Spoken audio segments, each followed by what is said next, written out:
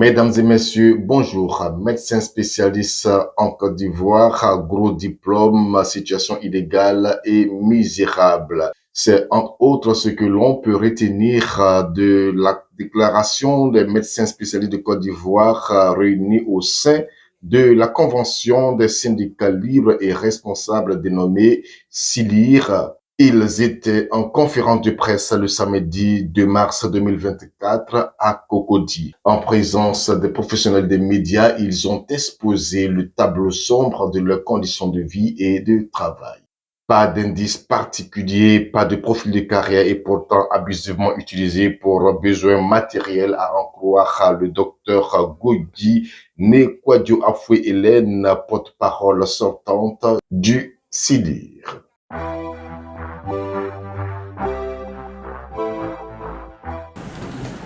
En effet, acteur majeur, incontournable du système de santé en Côte d'Ivoire, le médecin spécialiste a tout le temps travaillé sans reconnaissance dans le statut général de la fonction publique.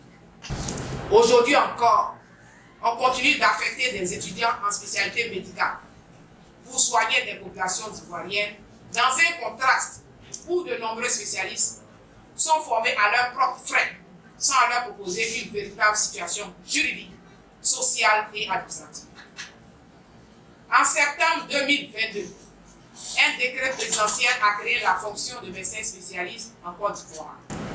Une avancée significative, mais qui soulève des questions.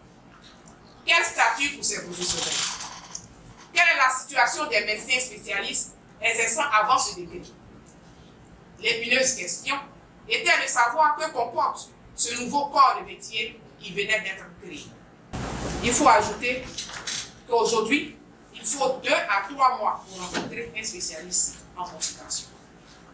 Ainsi, faut-il prier pour que votre enfant ne soit pas médecin spécialiste en Côte d'Ivoire, car il ne pourra pas subvenir aux besoins de votre famille.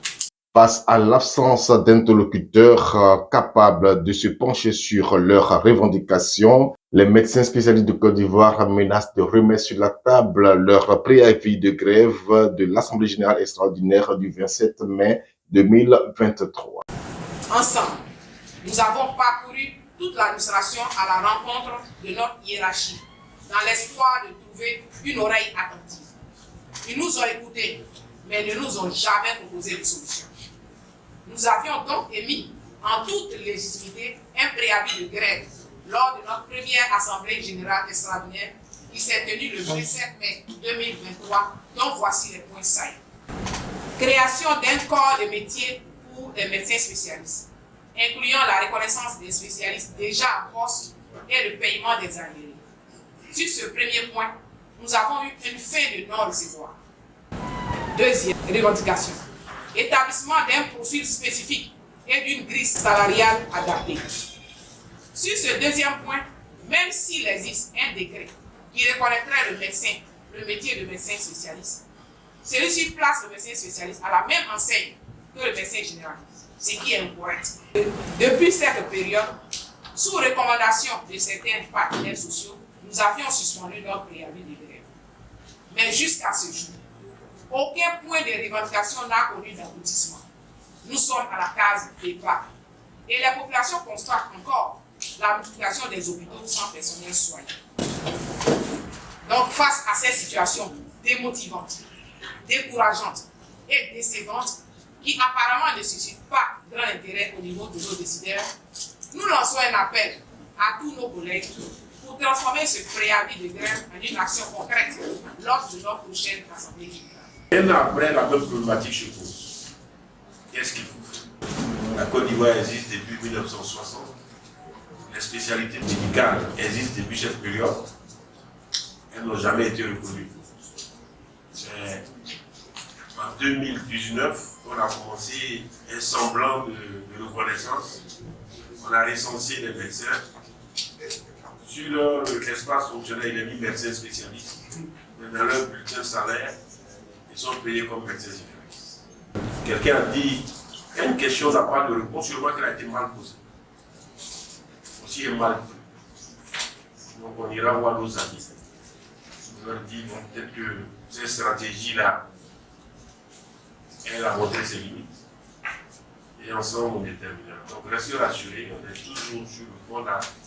Le nombre de rencontres qu'on a fait à l'autorité aujourd'hui, le nombre de courriers, ça peut faire des tomes 3, tomes 4 ici. Finissez vos 8 années de médecine. Vous sortez médecin généraliste. Et vous décidez, pendant votre formation de médecin généraliste, pour bénéficier d'une bourse. Hein. C'est l'État qui vous forme. Nous, à notre temps, nous en avons bénéficié. L'État nous forme comme généraliste. Il nous emploie comme généraliste. Mais un hôpital ne peut pas fonctionner sans spécialiste. Si vous voulez être gynécologue, vous allez vous inscrire à vos frais. Vous vous inscrivez à vos frais pendant 4 à 5 ans. Et la formation coûte en moyenne 500 000. Le cardiologue actuellement, 1,5 million.